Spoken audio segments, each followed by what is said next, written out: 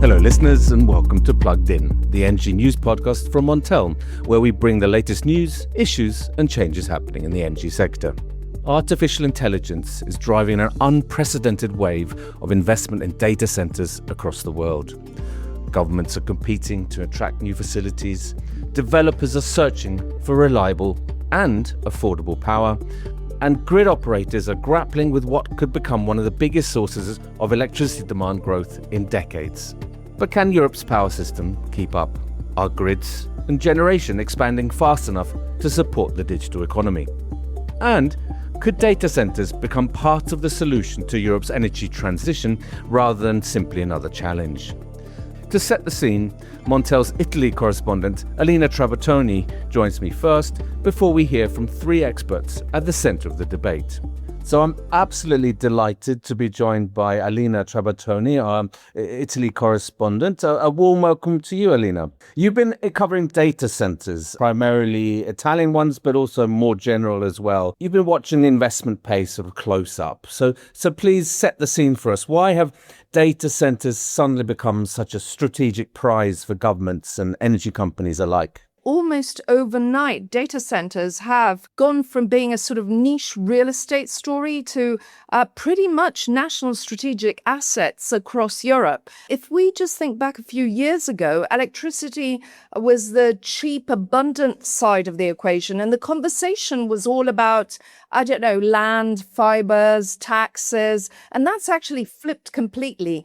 AI and cloud growth, I think, that's what everyone's really talking about now, have turned these sites into enormous round-the-clock energy consumers, power consumers, causing a lot of concern as well. A single large one can draw as much power from a small city, and it draws it constantly. It just doesn't stop day and night. And Europe's demand from data centers could actually reach something like, experts are saying 2.5 times today's level by 2035.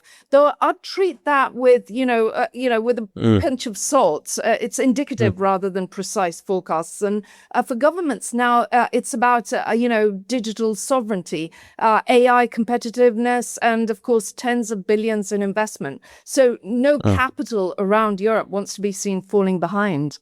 So are there any concerns that data centers could introduce new risks to power system stability if they're not integrated properly, Alina? Yes, and that concern is now backed by fresh research, not just intuition, Richard. And there are broadly three risks. First and foremost, behavior during faults. When the grid wobbles, the data center's backup system can disconnect instantly, all at once, basically, rather than taking off the way older industrial loads do, so like factories and things like that. So if enough drop together at the same time, that can actually deepen a grid event and make it, very serious. And the Iberian blackout was effectively a live stress test to this, and it showed resilience came down to electrical design, not to the quality of the kit.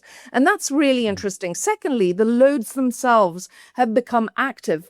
AI training can swing power consumption rapidly and autonomously, and huge swings can disturb frequency, they can disturb voltage, even when there's no blackout. And last but not least, the grid has become more renewable and inverter-based and has less natural inertia.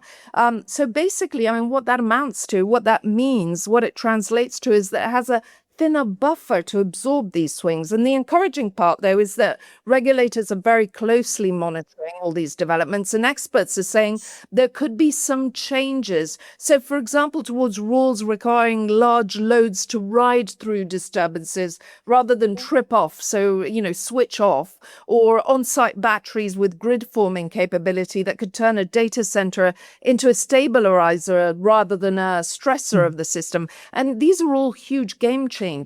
And the real shift is actually from treating these data centers from being passive demand to transforming them into active participants in the system.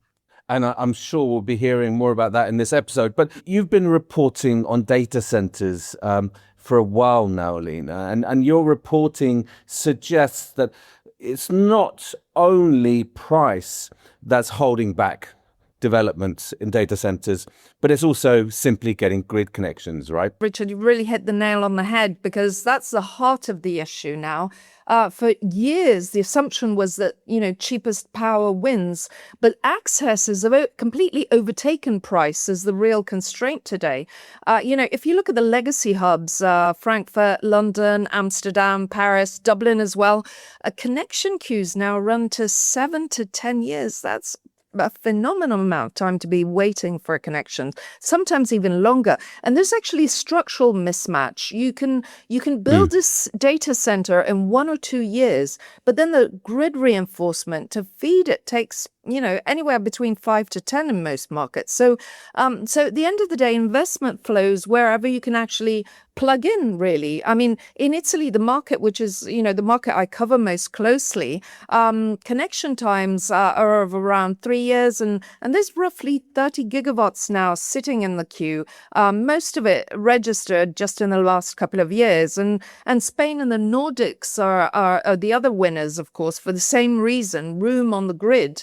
Ireland is a cautionary tale. It froze new Dublin projects, then in December reopened on tough terms, very tough terms, with heavy renewable obligations attached, which of course is very good. But the new map that is being drawn around data centers in Europe relies on grid headroom as the attraction point, not on postcode prestige anymore. And that's really the open question that's the recurring theme, whether Europe can build the grid fast enough to keep this investment here.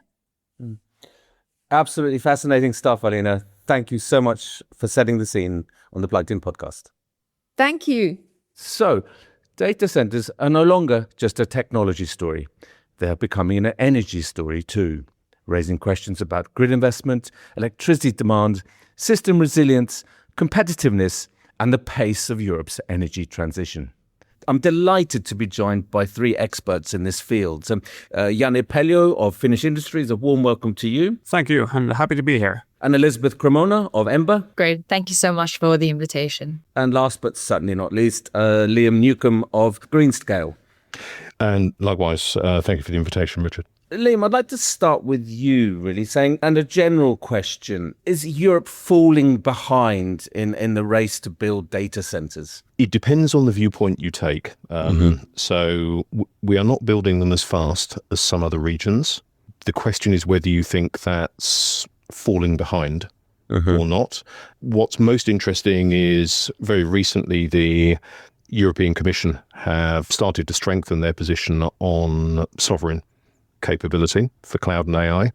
And my suspicion is that will probably be the area where we will measure, are we falling behind on whether the European entities are able to build out the capacity that we want. There is concern over whether we have access to the frontier models. And I can see that from a geopolitical and national security perspective.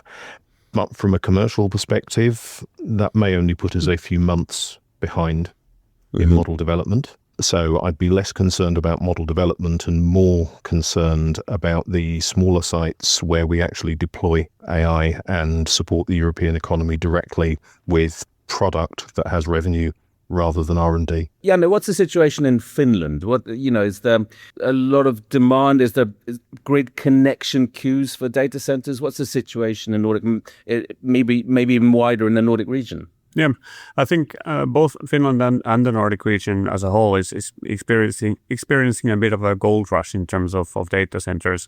I think the boom has pretty much surprised many of us.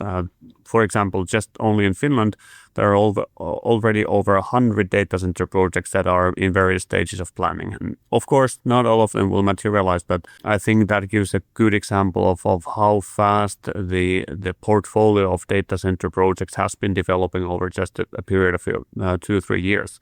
And currently, there are a bit less than 20 data centers being built in Finland, so we're expecting to see large data centers becoming operational within the next 2-3 years. And of course, they're hoping to see them also to scale up quite rapidly from their initial capacities. So in that regard, to me, it seems like Europe is an interesting destination for data centers, and within Europe, especially those locations that can offer competitive electricity that has low emission profile, and especially the grid connectivity that is quite easily attainable, or you can get a grid connection within 2-3 years. Those destinations in Europe are quite flourishing in this trend right now. And Finland's one of them, then. And Finland is, of course, one of them. I would like to say that of course, the Nordics are an interesting area as of total, but there's one thing that's making Finland to stand out. Of course, Finland beats other Nordic countries in ice hockey, but also in grid connectivity. So our TSO Fingrid has been investing. They have front-loaded investments in grid build-out to account and cater for a massive build-out of renewables, and now that's also something that's helping data centers and other electricity-intensive industries to tap into the grid. We'll come back to that, but Finland is certainly an example of a stable, resilient, as well as a clean power system. We'll come back to those points maybe later, Janne. But Elizabeth, if I can turn to you, we see this talk of a boom, if you like, a boom in demand, but is supply keeping up in parts of Europe? Is there enough supply coming onto the grid to meet the demand for both data centers and other forms of demand? Yeah, I think that's a great question. And it's something that's at this stage only applicable to the US, actually. I think in Europe, we don't have a power supply problem. It's an access problem. So it's something that is at the top of every data center developer's concerns when it comes to where they are going to locate their facility. And as Janne captured it, it's can I connect to the grid and how long is it going to take me to do that? So it's absolutely not a supply issue. I think Europe has enough supply for the pipeline of projects that we have in terms of data centers. The question is, how fast can you connect those data centers and where can you actually do that? And that's an absolute crucial question here. But Liam, I mean, I think we're talking here mainly about AI that's triggering this huge wave of interest in data centers globally. So how much of the current growth in Europe is being driven by AI specifically, and how much is it fundamentally changing the industry's outlook for future electricity demand? It's an interesting topic. So underneath AI, we still have a growing and customer-sustained demand for the cloud workloads underneath. So while the focus is on AI, that ramp rate we had for cloud is still there underneath, and that's all driven by existing profitable revenue-earning services. So they're very investable. With AI, we need to break it down into sort of the model development, which is typically occurring in countries that have two positive factors. So one is politically they're seen as good places to develop the IP, and the enforcement around IP laws is supportive of that. And the second, as Janne pointed out for the Nordics, is that they have cheap power. You want a lot of cheap power to do this. Elsewhere, what we're seeing is the build of inference starting. So as we go from developing models to actually having paying customers and positive revenue services with real long-term supportable demand, that's where the inference models arrive. What we're seeing with those is that those are not well suited to going into those sort of 10 to 50 megawatt nearer city cloud availability zones, but rather they're sort of 100 to 300, or maybe a little more megawatts, say a medium-sized data center, as Google interestingly put it, how our times have changed. And those are simply not well suited to being placed next to a city. So we tend to go and look for a suitable place in Finland, Norway, Spain, or elsewhere. And that's creating sort of two distinct development paths because the requirements for those buildings are quite different. We go to where the power is. We will pull connectivity to them if necessary. And for these inference buildings, the tenants are a lot more willing to discuss things like flexibility, whether they need generators, etc. These do not look like the 5 nines availability, cloud availability zone buildings in the cities. That's very interesting. And what about Bitcoin miners and blockchain? Are they out of the picture completely, Liam? From what I've seen, I was never in that business, but from what I've seen, certainly some of the big US neoclouds have discovered that their Bitcoin farm is vastly more profitable doing AI model development or inference. So they've bought some different chips to go in their shed. Absolutely. So, Janne, I think obviously Finland is a very important centre here, and Liam's just mentioned it, and for various reasons that you've highlighted. Governments are trying to compete across Europe. So how do you think policymakers should balance economic growth with climate and environmental objectives? I think the right answer to the difficult question is that we should be able to capture them both. And I think Finland is a great example of doing that, as we have already pretty much decarbonized our electricity system. Now we are seeing economic growth actually fueled by electricity and power intensive industries, such as data centers in the first stage, but also hopefully kind of power intensive industries such as hydrogen and its derivatives or metals manufacturing. So we're seeing that once we are able to produce competitively priced clean electricity, it's a stepping stone and a foundation for building other sectors that then can generate much more prosperity to the economy itself as well. Absolutely. Elizabeth, I think Ember's analysis has highlighted the scale of grid investment needed for the energy transition in Europe. With AI and data centers now emerging as a major new source of power demand, how does this change Europe's long-term power system planning assumptions, would you say? Yeah, I think we're starting with a fundamental paradox here, actually. So when it comes to infrastructure, such as power grids, we often speak about long-term planning simply because it takes 10 to 15 years to build a large power line, let's say. But data centers, you're looking at 1 to 2 years to establish a new facility. And kind of just to contextualize the numbers that Leo was referencing before, a 300 megawatt data center consumes as much as 300,000 households. So we are saying that essentially a small village could come online in 1 to 2 years in a remote area with no access. So we're talking about really big numbers that can come online very fast in very localized areas. So it's not so much long-term planning that has to adapt, but also the short-term. What short-term solutions can we implement if Europe does want to encourage this kind of growth ultimately? It's a policy decision at the end of the day. On the long-term side, I just want to say we know grid investment needs to be stepped up, and it's something that many grid operators are currently struggling with today. How do you kind of have this huge flow of capital while still maintaining network tariffs at a decent rate? So this is also made a bit harder when we are planning for a future in the longer term, but we have no idea what's actually going to happen with the data center sector. So are we going to see growth increase by 3 times, 4 times, 12 times? How do you justify those huge investments if you have no idea what's actually coming? No, absolutely. So, Janne, you'd like to come in there? Yeah, just an example from the Finnish perspective.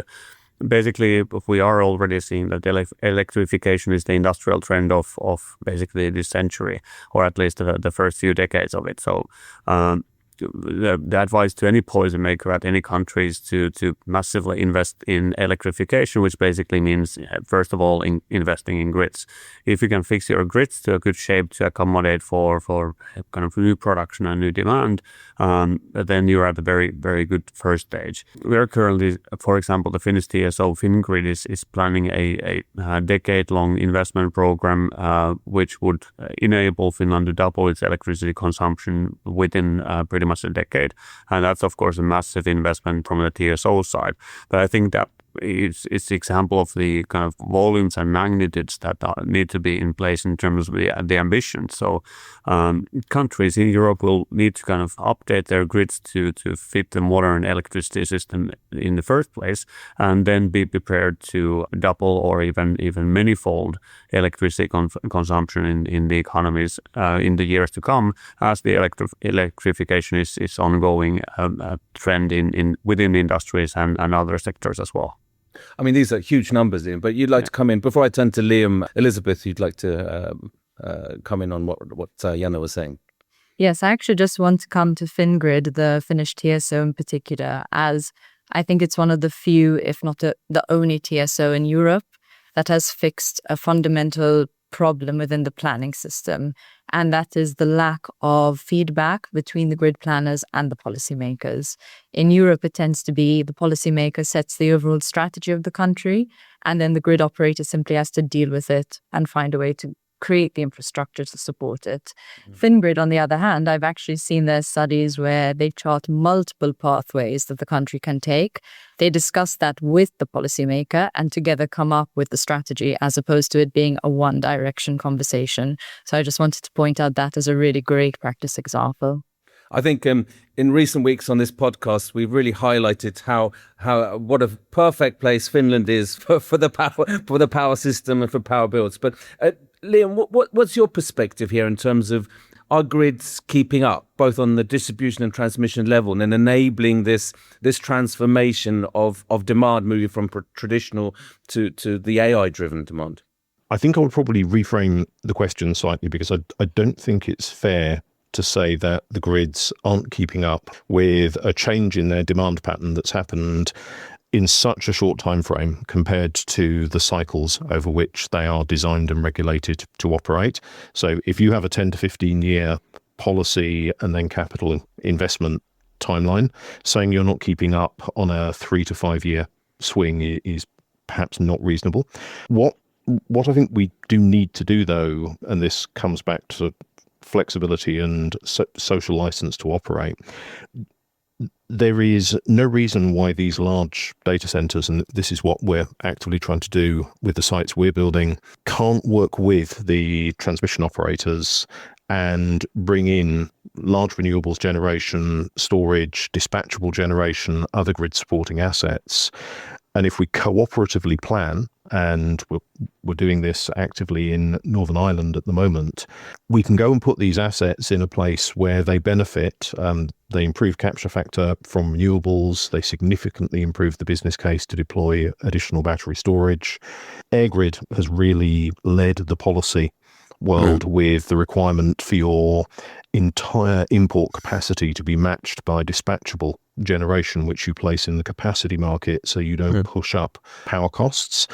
If we get all of those things right, data centers can bring along the network support to meet the timeline. Rather than us saying the grid operators didn't keep up. We've changed the timelines on them. We need to make a contribution. But also, we can be cost neutral or actually drive costs down by putting additional support technologies on the network.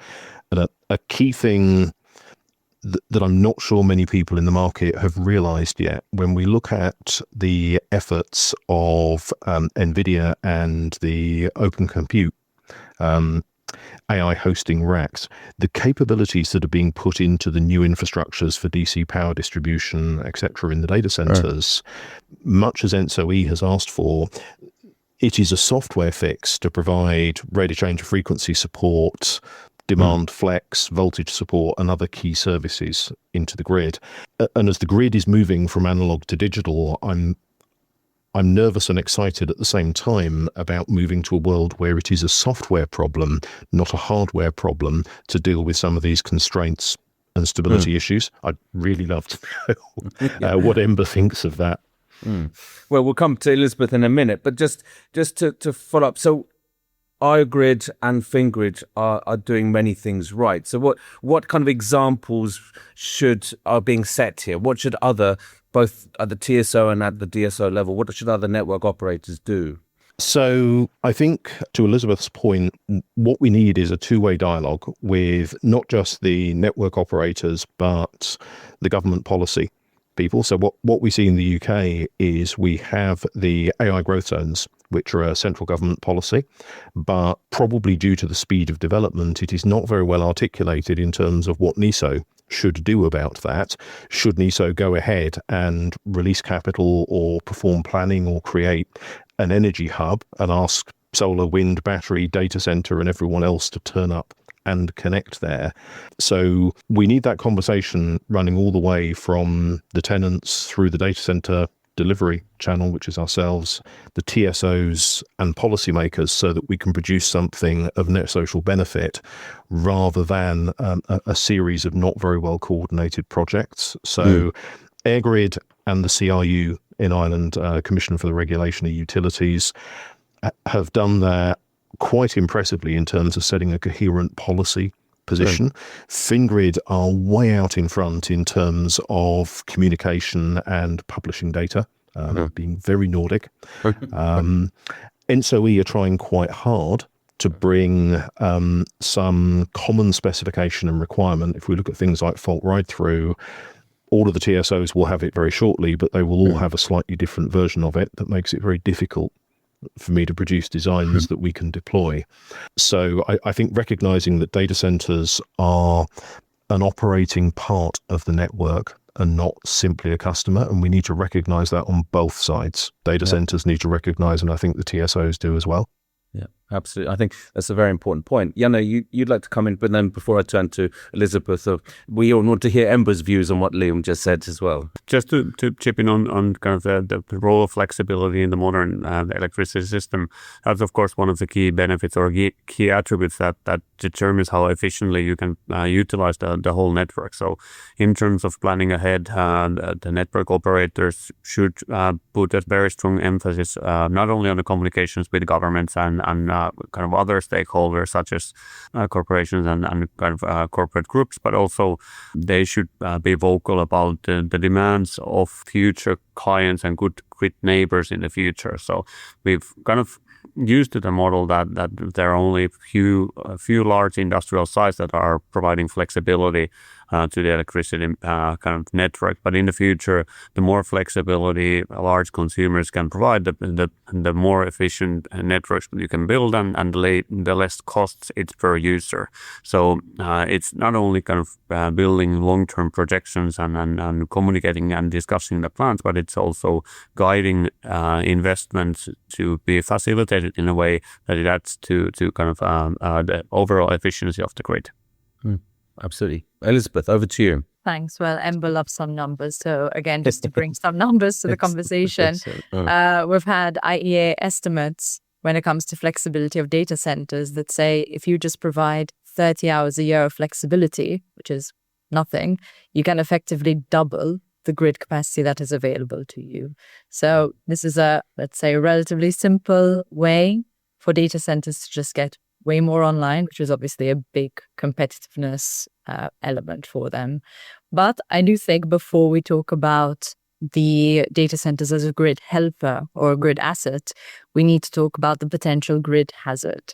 And this is something that NSOE has flagged relatively recently.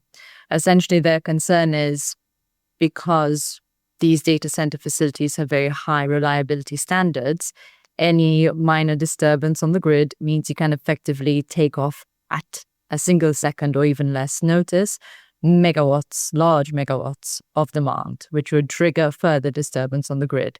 So there is this risk of hazard that needs to be resolved before we can see this safe operation, and therefore the second step of them being assets to the grid as opposed to any kind of hazard.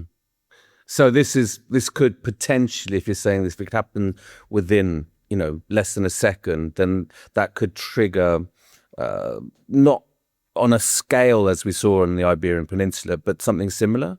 Is that what you're saying, Elizabeth? That is the concern at this point from NSOE. And I found it interesting that their conclusion from that was the only way to maintain reliability of the grid in such cases where you have huge data centers in a country is you have to reduce the amount of renewables on your grid. So data centers are at risk of enforcing res curtailment.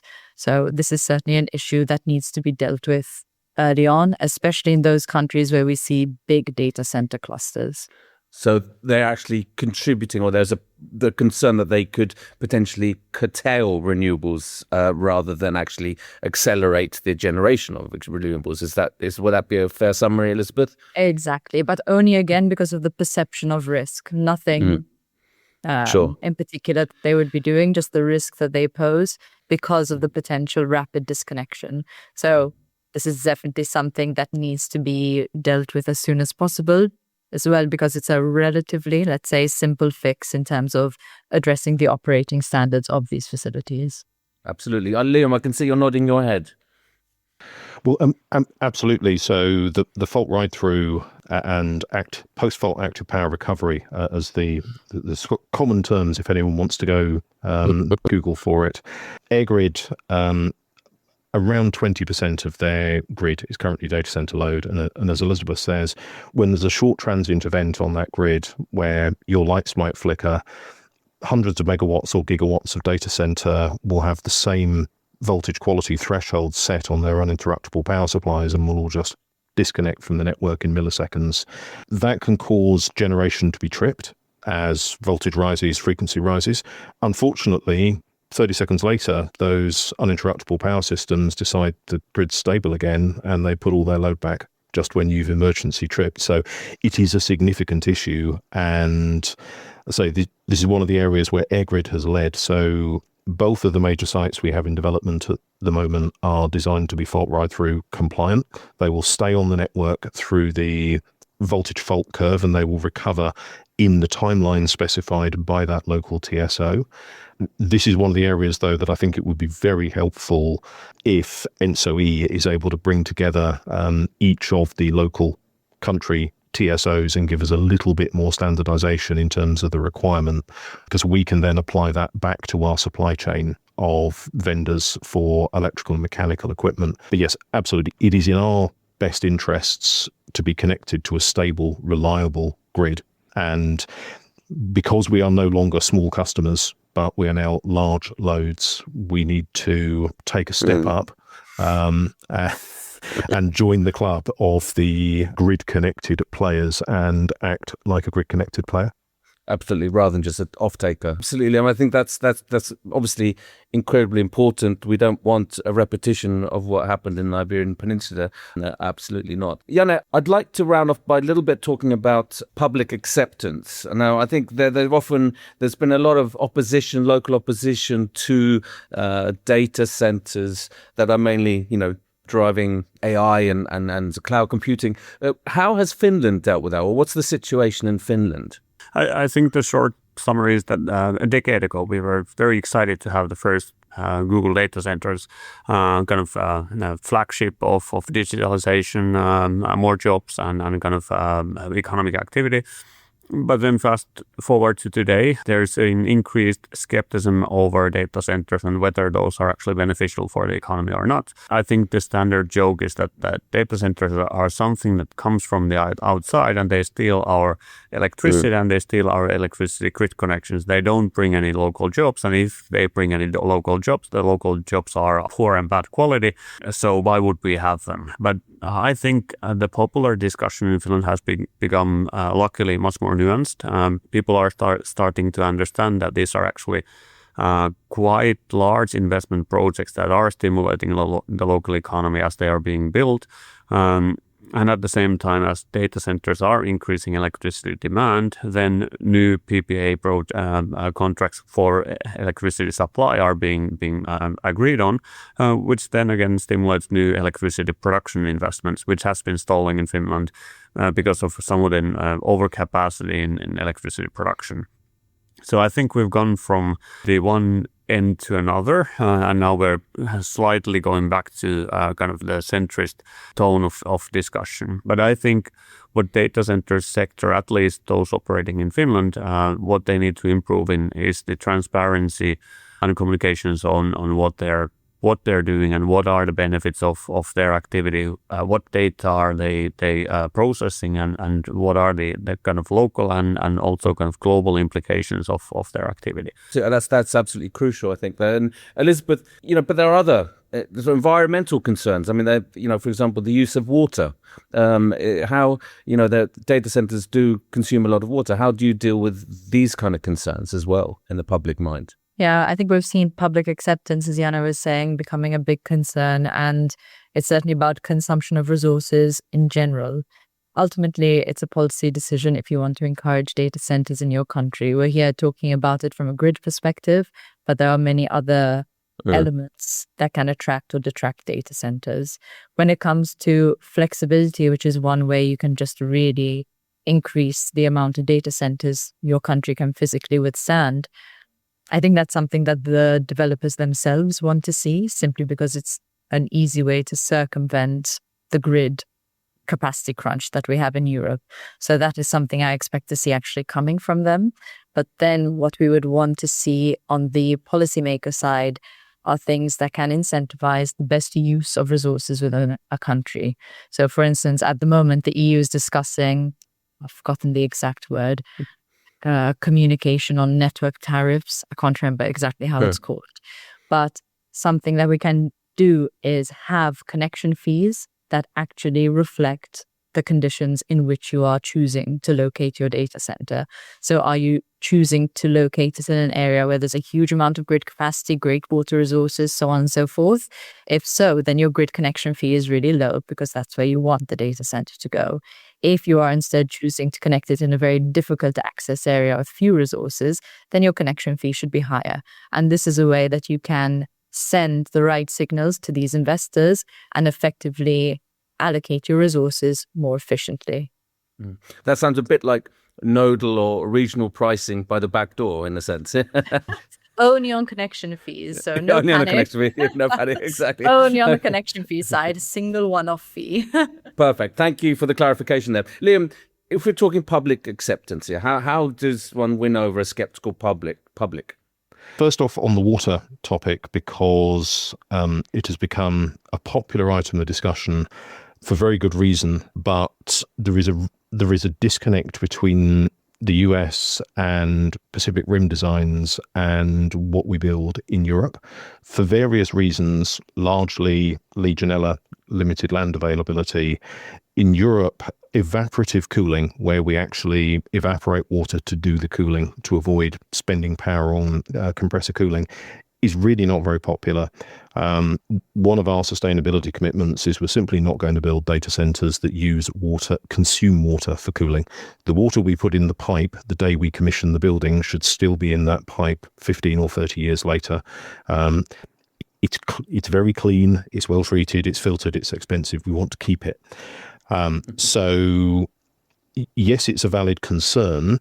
No, we don't need to use water to run a data center anywhere in Europe, and particularly not in the arid or water-stressed regions. It's simply not necessary. So there shouldn't be any argument that hotels can't fill their swimming pools in Spain, but data centers are evaporating water. That simply shouldn't be happening.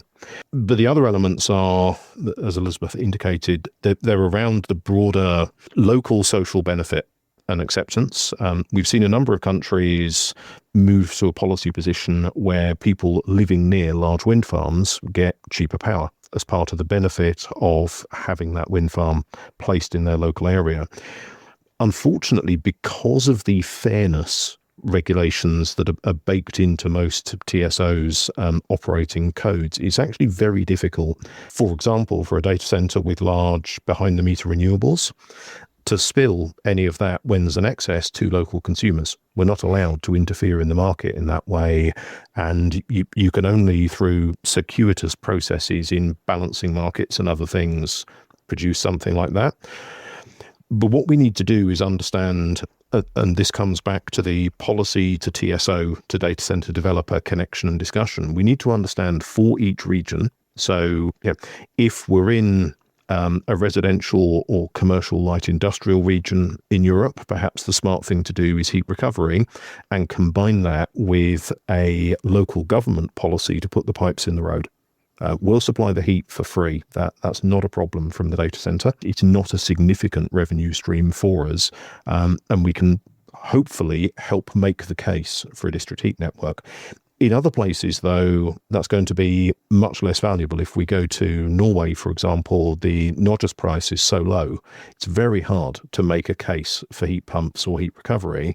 But the way that Norges price is structured, where it's targeted back to domestic households, that's a pattern I think we could use in conjunction with the regulators. So if the data center, EirGrid again, are leading here and requiring 80% of the total megawatt hours consumed to be purchased from net new renewables. I'm a little concerned on the price impact and investability for other renewable projects from that. But if we're able to leverage that when we push the price down, inevitably by doing that, to provide cheaper electricity to people in that region, then I think we're going some way to getting the social license back. And perhaps we're not the biggest industrial employer, but if we make energy intensive industries substantially more economic and viable by feeding them free heat and then driving down domestic or commercial power bills, then we drive secondary social benefit. And that's really where we're trying to get to as Greenscale. But we really need a connected policy, TSO, local government and data center approach and strategy to do that. I think the connectivity aspect here is absolutely crucial. Getting not policymakers, TSOs, data center operators, but also local communities involved in these kind of decisions and this kind of communication.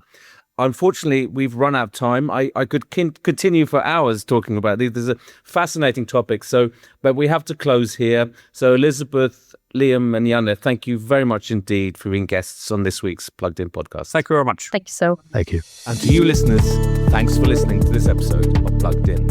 If you enjoyed this discussion, please like, rate and follow to make sure you get the latest podcast episodes as soon as we release them every Thursday. We'd also love to read your reviews of the podcast. It helps us to keep up to date with what you, our listeners, think of the podcast and what content you want to receive more of. Finally, you can head to montelnews.com for more news and analysis from our team of journalists across Europe and beyond. See you next time.